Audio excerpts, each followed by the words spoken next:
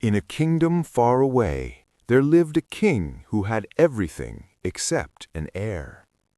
Desperate for a son, he was misled by a cruel advisor.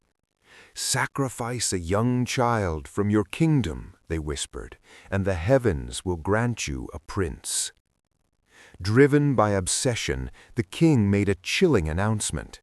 Any family who surrendered their youngest child for the sacrifice would receive a life of unimaginable wealth.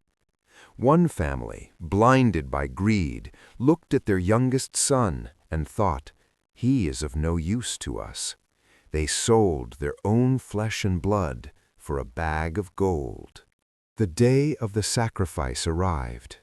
The air was thick with tension. Before the blade was raised, the king looked at the small, fragile boy and asked, "Do you have one last wish?" The boy looked up, his eyes clear and unafraid. "I only ask for a small pile of sand," he whispered. The sand was brought. With tiny, trembling hands, the boy built 4 small sandcastles.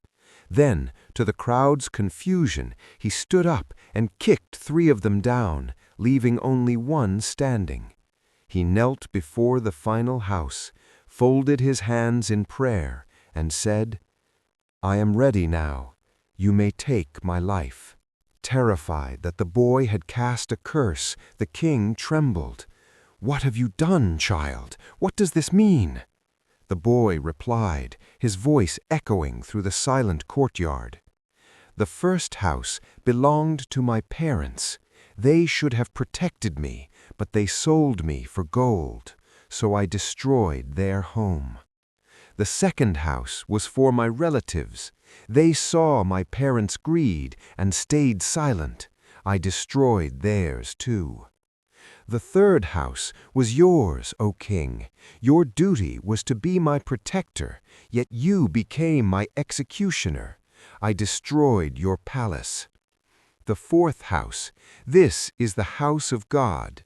I have left it standing and surrendered my soul to him. I told him that since no one on earth stands by me, I leave my fate in his hands." The king's heart shattered. The realization of his cruelty hit him like a physical blow. Tears streaming down his face, he realized that a throne built on the blood of the innocent is a throne of sand. He didn't raise the sword. Instead, he fell to his knees, pulled the boy into a fierce embrace, and wept.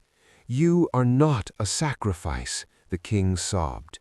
"From this day on, you are my son." The moral: bow your head only before the one who holds the universe, for when you belong to him, no power on earth can truly harm you.